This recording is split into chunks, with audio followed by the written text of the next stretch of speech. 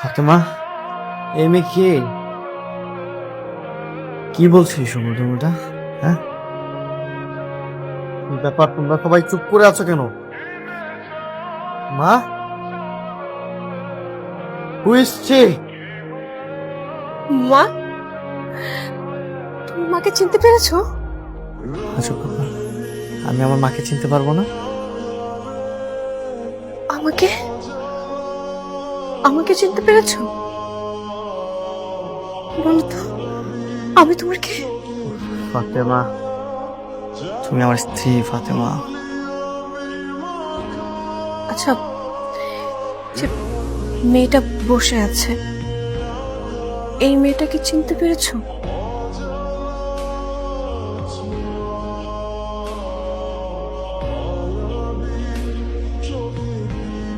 না। তার মানে স্যারের মাঝখানের দিনগুলোর কথা মনে পড়ছে না। তুমি এসব কি বলছো? তুমি আমাকে চিনতে পারছো না? কে আপনি? হু আর ইউ? গোলাম, তুমি কি বলছো এসব? তুমি আমাকে চিনতে পারছো না? তুমি ড্রামা করতেছো গোলাম। তুমি কেন drama? Please madam, please shout করবেন না। এই অবস্থায় স্যারকে কোনোভাবে মেন্টালি প্রেশার দেওয়া যাবে না। আপনি আমার সাথে চলুন। না না, আমি যাব না। গোলাম, তুমি আমাকে চিনতে পারছো না? আমাকে তোমার ঋতু দেখো। প্লিজ ম্যাডাম, আপনি আমার সাথে চলুন।